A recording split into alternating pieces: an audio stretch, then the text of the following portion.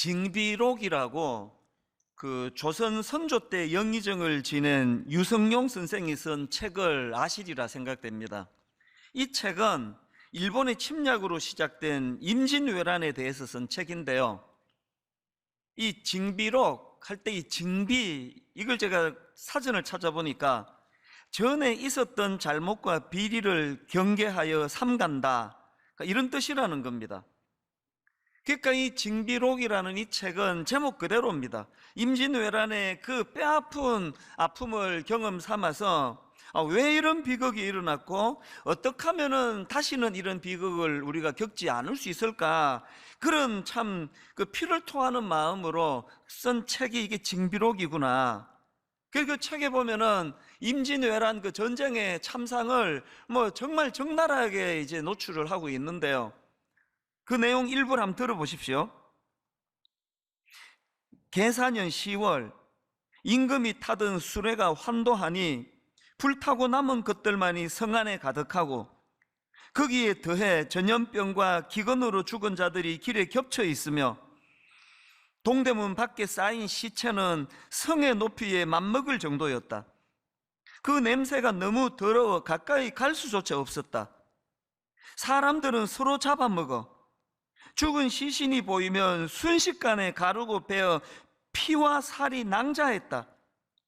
제가 이런 내용의 글을 읽으면서 아마도 그 유성룡 선생 입장에서 다시는 떠올리고 싶지 않은 끔찍한 그 기억들을 하나하나 다시 그것을 되살려서 기록으로 남기고 있는 그 어른의 심정이 어떠했을까? 서울대 김태유 교수가 쓴 책에 보니까 다산 정약용 선생도 유배지에서 이런 비슷한 마음을 피력한 글이 있더라고요.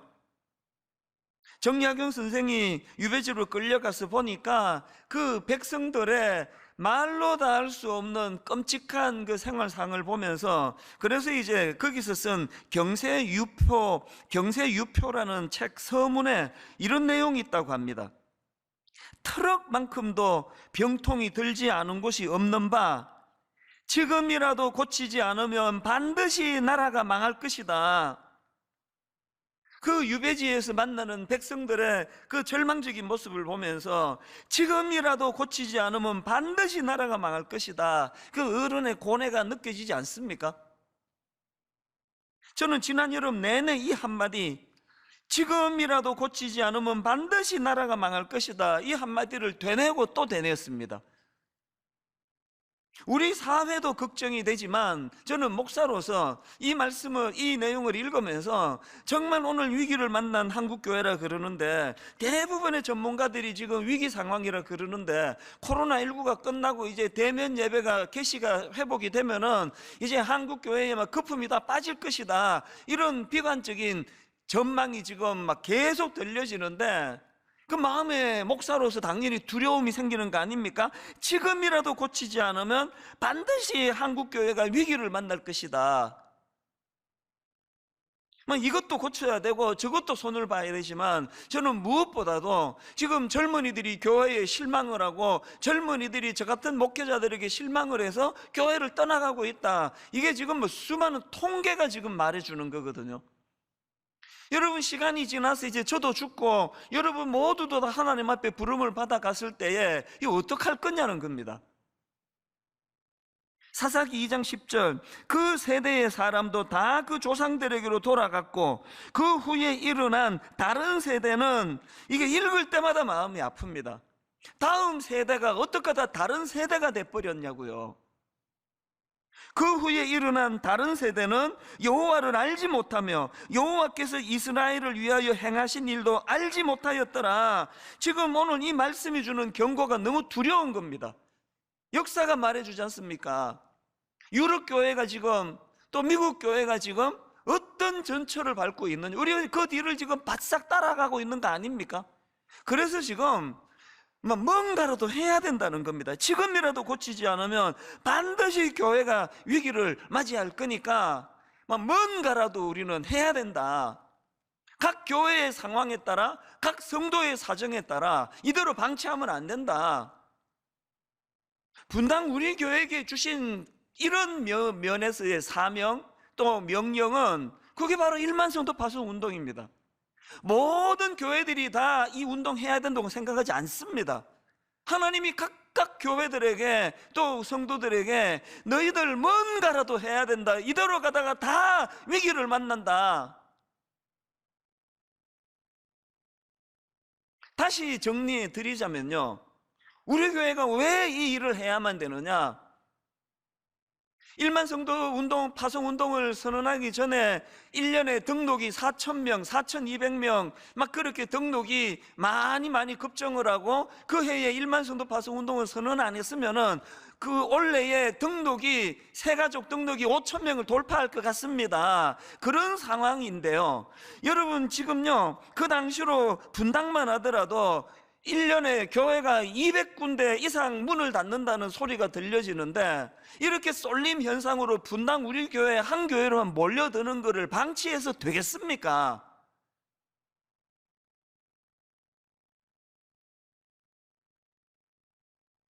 그 그냥 내버려 뒀으면, 담을 공간만 있으면 지금쯤 뭐 5만 명이 모이겠습니까? 6만 명이 모이겠습니까?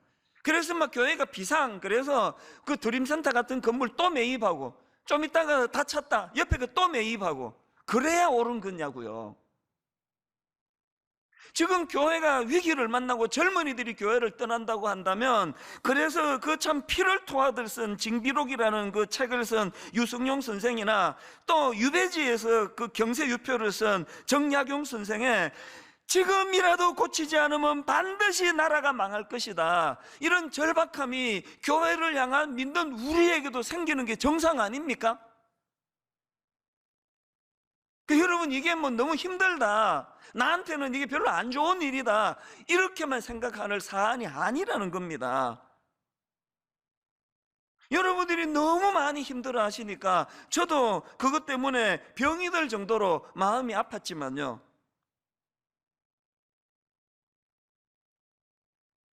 저한테도 이게 너무 버거운 일입니다. 우선 29교회가 너무 많습니다. 막 여름 내내 이 29 예비 단임 목사님 만나갖고는 1시간 대화를 나누고, 저 목사님 만나서 2시간을 대화하고, 그 다음 목사님 만나서 한나절을 다 시간을 다 쓰고, 시간을 쓰고 또 쓰고 또 쓰고 또 써도 역부족이에요. 그 과정에 끊임없이 들려지는 성도들의 상처받았다는 이야기, 아프다는 이야기. 뭐 어떤 분은요, 막 우리 성도님 중에 막 이찬수 목사가 미워 죽겠다는 거예요. 아마 그냥 미워요 이게 아니고요, 막 얼마나 거기에 액센트가 들어갔는지 막 미워 죽겠어요. 3주 전에 제가 이번 7월 달에 제가 막 굉장히 아픈 시간을 보냈다 그러니까 더 밉대요. 저렇게 지도 아플걸. 어떤 분들의 얘기를 듣고요, 제가 참 슬펐는데, 이분들이 이런 얘기를 했답니다.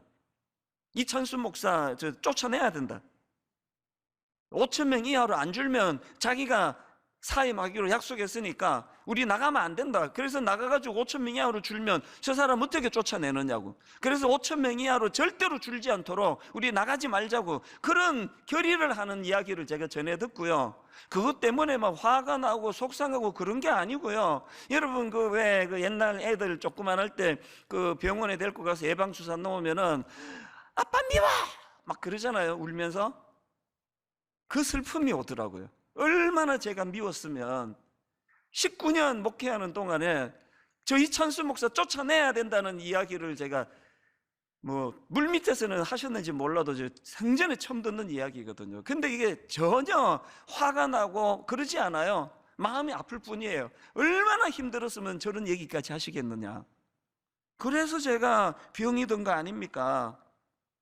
이 되지도 않을 일을 괜히 벌려가지고 저렇게 성도들 마음 상하게 하고 힘들게 하고, 그렇게 제가 한 거 아니냐고. 그래서 제가 너무 마음이 힘들어서 일시적으로 패닉이 와서 괴로운 시간을 보냈는데요, 그때 하나님 주신 메시지 간단하다고 말씀드렸잖아요. 복잡한 얘기 없습니다. 제가 뭐 이 일을 후회한다고 이게 안 해도 될 일이 아니고요, 이게 뭐 잘 된다고 이것 갖고 뭐 우쭐할 일도 아니고요, 이거는 분당 우리 교회를 향한 시대적인 소명이라는 거예요. 그러면서 이번 여름에 하나님이 저에게 주신 몇 가지 대안이 있는데요, 제가 이번에 이런 부분에 좀 회개를 했습니다. 그게 뭐냐 하니까, 하나님께서 이게 네가 후회한다고 이게 안 해도 되는 일이 아니고 뭐 잘 된다고 자랑한 일도 아니고, 이거는 너희 교회에 맡겨주신 시대적인 소명이기 때문에 수용해야 된다라고 그렇게 명하시면서, 제가 깨달은 말씀이 뭐냐 하면은요, 네가 잘못한 게 뭐냐, 제가 잘못한 게 있습니다. 성도님들한테 계속 당위성만, 이거 해야만 된다 해야만 된다 이렇게 이야기했는데 그게 잘못됐다는 겁니다.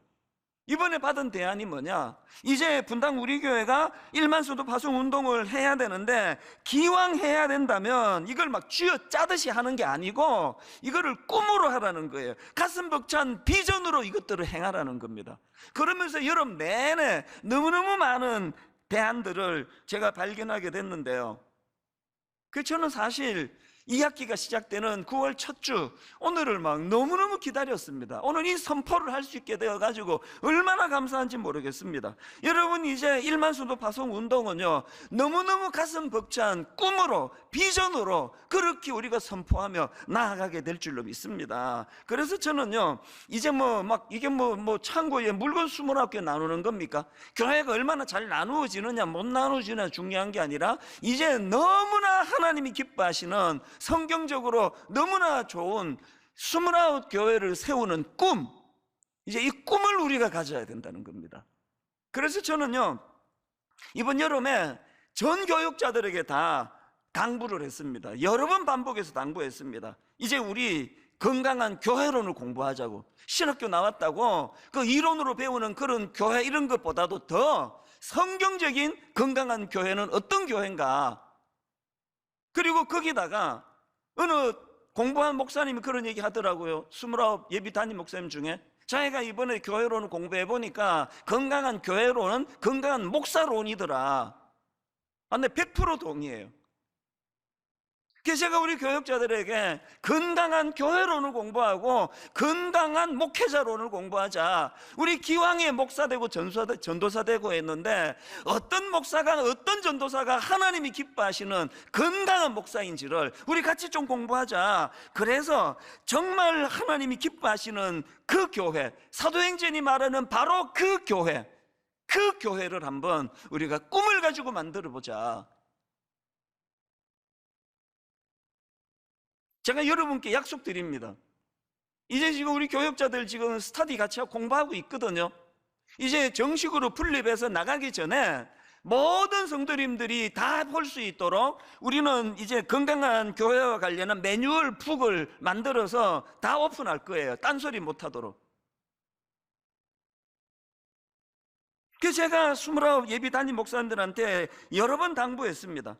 꿈을 가지고 우리 건강한 교회를 세우되 모델 하우스 같은 거 말고, 보여주기 위해 가지고 하는 이것들은 전부 이게 과장이 들어가고 하니까 모델 하우스 같은 29 교회 말고 정말 하나님이 기뻐하시는 당신들이 살 집 29개를 만들자. 그래서 우리 성도들이 너무너무 기뻐하고 하나님이 영광을 받으시는 그런 교회를 만들어서 수많은 우리 후배 목사님들이 교회에 대한 꿈을 꾸면 여러분 교회를 방문할 수 있도록, 당신들이 꿈을 가지고 교회를 한번 지금부터 같이 공부하면서 하나님 은혜를 구하면서 그렇게 기도하자. 여름 내내, 지난주 그 전주 건강한 교회에 대한 발제를 하고 그것 갖고 토의를 하고 그런 일들을 지금 하고 있단 말입니다. 여러분 부탁드립니다. 이거 목사들만 할 일 아닙니다. 여러분 다 꿈이 계시잖아요. 우리 생애에 한번 만났으면 하는 그런 교회, 만나 죽기 전에 우리 아들 딸에게 안심하고 물려줄 수 있는 바로 그 교회, 그 교회의 꿈을 여러분들도 꾸시기를 바랍니다. 꿈으로 가는 거예요. 절대로 이거 희생 아닙니다. 그래서 2학기 때 저는요, 여러분들도 공부하셔야 됩니다. 제가 쓴 책 중에 에클레시아라는 이 교회론과 관련된 책이거든요.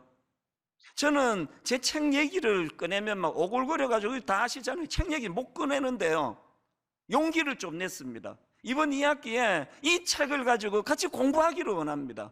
그리고 이 책 말고도요, 이제 이번 2학기 동안에 건강한 교회론을 배워가는 데 필요한 책들을 제가 몇 권 내가 소개해 드릴 준비를 하고 있습니다.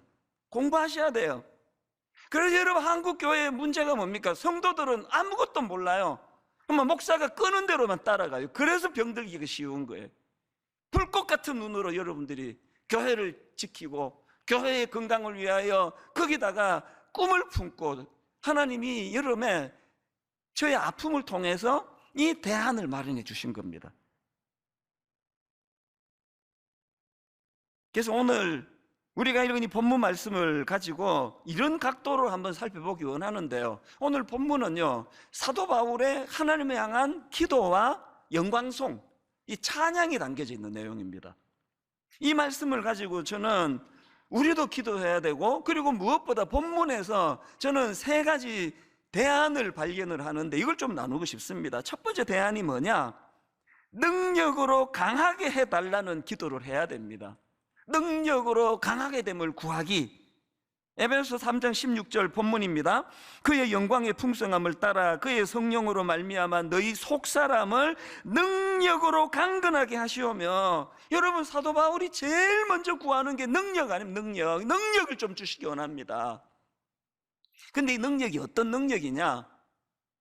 그냥 타인들에게 과시하기 위한 외적인 능력, 어마어마한 능력, 이거 아닙니다. 사도 바울이 구하는 능력은요, 속 사람의 강건함, 마음을 강건하게 해달라는 겁니다.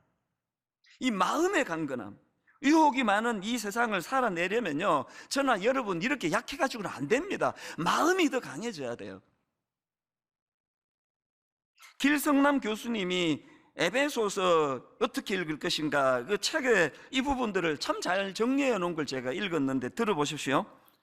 마음이 약한 그리스도인은 자기 욕심을 제어하지 못하며 우유부단하여 죄의 유혹에 쉽게 굴복하고 시험과 고난 앞에 무력하게 무너진다.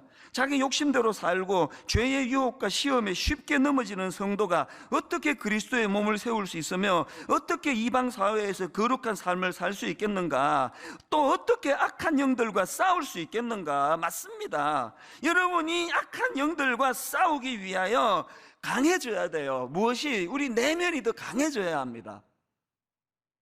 D.A. 카슨 목사님이 바울의 기도라는 책을 썼는데요, 그 책에서도 이 속사람의 강건함이 뭔지를 잘 설명했는데요, 들어보십시오. 속사람의 강건함이란 뭐냐? 거룩해지는 능력, 말과 생각과 행동으로 그리스도를 철저하게 기쁘시게 하는 능력, 도덕적 각오를 굳히는 능력, 삶 속에서 하나님께 정직하게 감사하는 능력, 겸손해지는 능력, 분별하는 능력, 순종하고 신뢰하는 능력, 예수 그리스도를 점점 더 닮아가는 능력이다. 여러분, 이런 담대한 내면을 하나님께 구해야 될 거 아닙니까?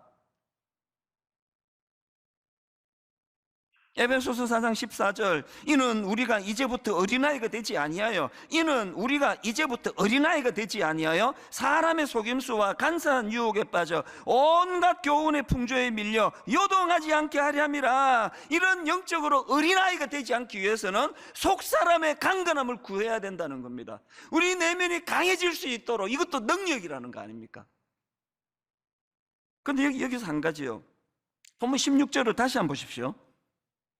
사도 바울이 속사람의 능력을 구하는데 거기에 조건은 하나 지금 달고 있지 않습니까? 그의 영광의 풍성함을 따라 그의 성령으로 말미암아 너희 속사람을 능력으로 강건하게 하시오며. 지금 사도 바울이 속사람의 강건함을 놓고 왜 기도합니까? 자기가 강해지면 되지. 왜 기도한다고요? 그리고 자기 속사람이 강건해지기 위해서는 성령으로 말미암아라는 이 조건은 왜 답니까? 바울은 알거든요. 그 능력의 원천은 우리에게 있는 것이 아니라 하나님께 있기 때문이에요. 마인드 컨트롤, 무슨 책 100권을 읽어보세요. 약한 마음이 강해지는가. 그래서 D.A. 카슨 목사님이 쓴 그 책에 보니까 오늘 본문의 소제목을 하나님 능력에 대한 확신, 이렇게 잡혀 있더라고요. 우리가 해낼 수 있다는 우리 능력의 확신이 아닙니다. 하나님 능력에 대한 확신, 이 확신을 가지고 이번 2학기 때 정말 하나님 우리 속사람, 우리 마음의 강건함을 허락하여 주시기 원합니다. 이 기도를 저와 여러분이 함께 드리는 이번 2학기가 되기를 바랍니다. 두 번째로요, 본문에서 발견되는 두 번째 대안이 뭐냐? 그리스도의 무한한 사랑을 좀 깨닫고 또 경험하셔야 됩니다. 길성남 교수님이 쓴 책에 보니까 오늘 본문을 그 헬라어 원문으로 직역해 놓은 걸 제가 봤는데요, 보니까 우리말 성경이 18절 19절을 이렇게 뒤집어서 번역했더라고요. 헬라어 원문으로 한번 읽어드릴게요. 18절 19절. 여러분이 모든 성도와 함께 그 너비와 길이와 높이와 깊이가 무엇인지 깨닫고 지식을 초월하는 그리스도의 사랑을 알기를 구하며, 이게 원문으로 보니까 지식을 초월하는 사랑을 좀 알아야 되는데요, 우리 성경 공부하는 것도 귀하지만 성경에 보니까 하나님 우리 주님 사랑이 대단하네, 이거 깨닫는 것도 중요하지만 우리 지식을 초월하는 그리스도의 사랑을 경험해야 된다는 거 아닙니까? 이번 여름에 그 외부 강사님이 오시던 그 주간에 저는 대구에 있는 제 모교회에 가서 설교를 했습니다. 저는 이제 이 코로나19가 터지면서 이제 성도님들이 완전한 대면 예배가 이루어지기 전까지는 나 외부 집회 안 간다 마음으로 그렇게 결심을 하고 지금까지 한 번도 허락한 적이 없습니다. 그러나 제 모교회가 이번에 70주년이라는데, 그래서 이제 가을에 제가 못 가니까 이번에 설교가 없는 날 가서 이제 말씀을 전해달라는 그 너무 기쁜 마음으로, 또 이게 내게 얼마나 영광입니까?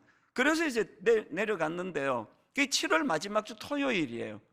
차를 몰고 이제 내려가고 있는데요, 바로 그 전주에 하나님이 날 잡아가지고 저를 흔들어 놓으신 거예요. 그래서 주일 예배 딱 1부밖에 설교를 못하고, 그리고 막 머리가 깨지듯이 아프고 막 잠이 안 오고 불면증, 하여튼 제가 잠이 안 온다면 이건 어마어마한 사건이에요. 그런 너무나 힘든 상황에서 차를 몰고 내려가는데요, 지금 이제 한 달쯤 지난 그때를 떠올리면요, 이게 딱 이 색깔이에요. 그 흑백 영화의 잿빛, 딱 이 느낌이에요, 그 생각하면. 그래서 이게 뭐 지금 차를 몰고 뭐 내가 지금 부산으로 가고 있는지 광주로 가고 있는지 암담하던 그런 상황이에요. 그리고는 이제 숙소에다가 짐을 풀고, 그때가 7월 마지막 주니까 막 엄청 더울 때거든요. 습기가 많고 무조건 나왔습니다. 너무 답답하니까. 그래서 이제 한참을 걸었죠. 한참을 걸고, 그리고는 이제 국밥 한 그릇 먹고 그렇게 하고 이제 숙소에 들어왔는데요, 뭐 씻지도 않고 뭐 아무도 없고 그러다 보니까 침대에 털썩 누웠는데 그대로 잠이 든 거예요. 너무 답답하고 몸은 이제 목요일 설교하러 내려왔지만 이게 지금 어떻게 되는 건지 이제 뚫고 갈 힘도 없고 너무너무 힘든 그런 시간을 보냈는데, 새벽 2시 좀 넘어가지고 눈이 떠진 겁니다. 이제 설교 준비 다 끝나고 막 원고 프린트까지 다 하고, 그래서 평상시 토요일 저녁이 너무 치열하니까 이번에는 내가 막 그냥 늦게까지 시큰 잠 자야 되겠다 그렇게 하고 갔는데 웬걸요, 새벽 2시 좀 넘어서 잠이 깨졌는데요, 예기치 않은 은혜는 은혜는요 항상 예기치 않게 찾아오는 거예요. 그 새벽의 충만함을 내 정서를 만져주시고 치유해 주시고, 회복의 스타트가 제 모교회 설교하러 내려갔던 그날 새벽에 일어난 겁니다. 그리고는 이제 너무 충만한 마음으로 모교회 강단에 썼는데요, 여러분 설교는요 이게 생물이거든요. 그래서 옛날 거 꺼내가지고 설교하면 다 죽은 설교 될 때가 많은 것 같아요. 제가 이 분당에서 설교 준비 다 하고 프린트까지 다 했는데요, 그날 절반밖에 못 썼습니다.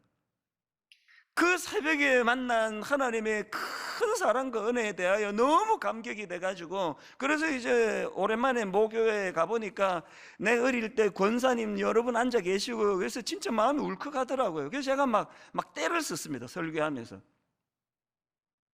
내가 지금 힘들어 죽을 것 같다고, 너무 힘들다고. 근데 내가 분당 우리 교회 가서 이런 이야기 다 하지도 못한다고 성도들이 걱정하니까, 내 모교회에 와서는 내 마음을 하소연할 수 있는 거 아니냐고 막 떼를 썼어요.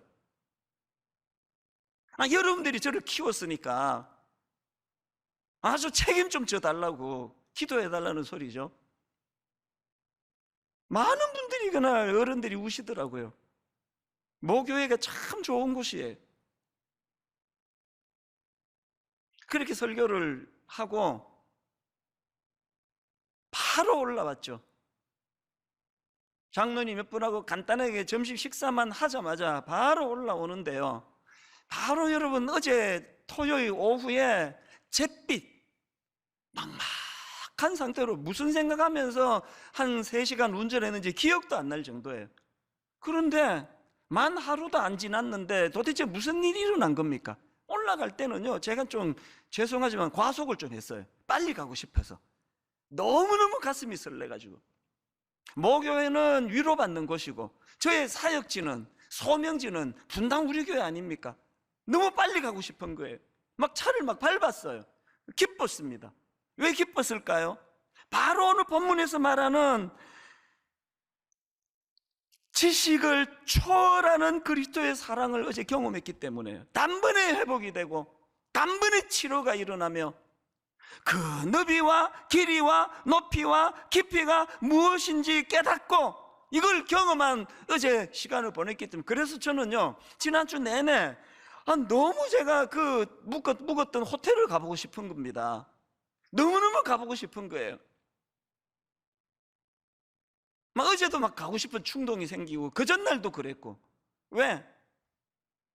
그 크신 그리스도의 사랑을 경험한 장소니까요. 그 가보고 싶은 겁니다. 여러분, 힘드신 여러분, 여러분에게 주님과 이런 추억의 장소가 있습니까? 너무너무 힘들대, 잿빛 하늘인데 뚫고 갈 힘은 없는데 해야 될 일은 산더미 같은데 인간적으로 그 누구도 대신해 줄 수 없는데 바로 그 순간에 그 너비와 길이와 높이와 깊이가 무엇인지 깨닫고 내가 알고 있던 그 지식을 초월하는 그리스도의 사랑을 경험하게 되었던 그 장소 있습니까? 여러분, 이거 있습니까? 힘들 때마다 가보고 싶은 그 현장을 되돌아가 보고 싶은 바울이 이걸 놓고 기도하는 겁니다. 주님, 내가 지식적으로 아는 그것을 뛰어넘는 그리스도의 사랑을 내가 좀 알기를 원합니다. 그래서 저는 이번 여름에 또다시 한번 깨달았습니다. 요한일서 4장 18절이요. 사랑 안에 두려움이 없고 온전한 사랑이 두려움을 내쫓나니, 사랑 안에는 두려움이 없고 온전한 사랑이 두려움을 내쫓나니.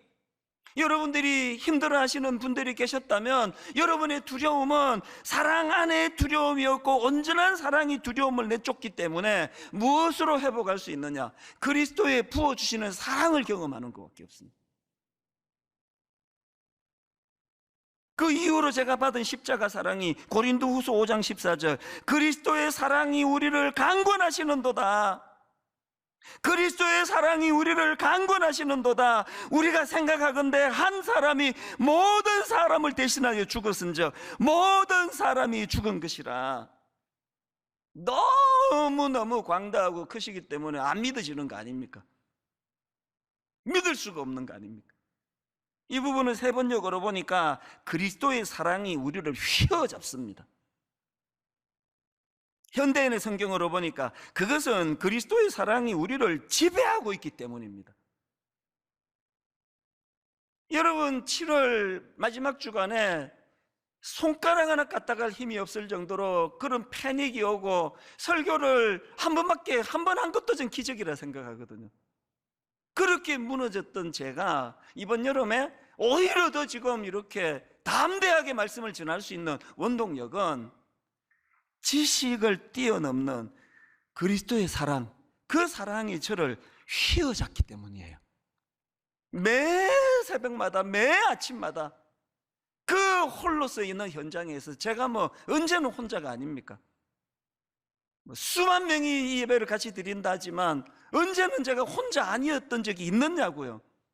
원래 영적인 지도자는 광야로 가야 되니까, 고독해야 되니까, 사람들 사이에서 자꾸 위로받으려고 하는 순간 영성이 죽어버리니까, 그 고독한 새벽에 골방에서 주님의 그 사랑이 나를 휘어잡는 그 은혜를 이번 여름 내내 경험하면서 여기까지 온 거 아닙니까? 어제 새벽이에요. 갈라디아 2장 20절, 내가 그리스도와 함께 십자가에 못 박혔나니 그런즉 이제는 내가 사는 것이 아니요 오직 내 안에 그리스도께서 사시는 것이라. 이제 내가 육체 가운데 사는 것은 나를 사랑하사 나를 위하여 자기 자신을 버리신 하나님의 아들을 믿는 믿음 안에서 사는 것이라. 어제 새벽에도 그리스도의 사랑이 저를 휘어잡으셨어요. 그리스도의 사랑이 우리를 지배하고 있는 한 두려움은 없습니다. 나를 위하여, 나를 사랑하사 나를 위하여 자기 자신을 버리신, 여러분, 우리 지식을 뛰어넘는 그리스도의 사랑을 이번 2학기 때 구하고 맛보고 누리게 되시기를 바랍니다. 여러분의 두려움은 눈 녹듯 사라지게 될 줄로 믿습니다. 마지막 세 번째로요, 본문에서 발견하는 세 번째 대안이 뭐냐? 하나님의 위대하심을 선포하자는 거예요. 하나님의 위대하심. 바울이 19절까지 해서 소원을 담은 기도를 드린 후에 바로 연이어서 하나님의 위대하심을 선포합니다. 20절 21절입니다. 우리 가운데서 역사하시는 능력대로 우리가 구하거나 생각하는 모든 것에 더 넘치도록 능히 하실 이에게 교회 안에서와 그리스도 예수 안에서 영광이 대대로 영원 무궁하기를 원하노라. 아멘. 저는요, 이번 여름에 일시적으로 패닉이 오고 마음이 무너졌을 때 하나님이 두 가지 대안을 주셨어요. 하나는 앞에서 말씀드렸죠. 건강한 교회를 향한 꿈을 가지라는 거예요. 억지로 하는 거 말고 일생에 한번 건강한 교회를 세우고야 말겠다, 이것을 놓고 하나님께 은혜를 구하겠다, 이 꿈을 가지는 것이 대안이었고요. 두 번째가 이거예요. 성도님들이 이거 전하라. 너 자신도 그렇게 해라. 그 얕은 데서 말이에요. 이게 나한테 좋은 일인가? 이 나쁜 일인가? 가는 게 좋아? 안 가는 게 좋아?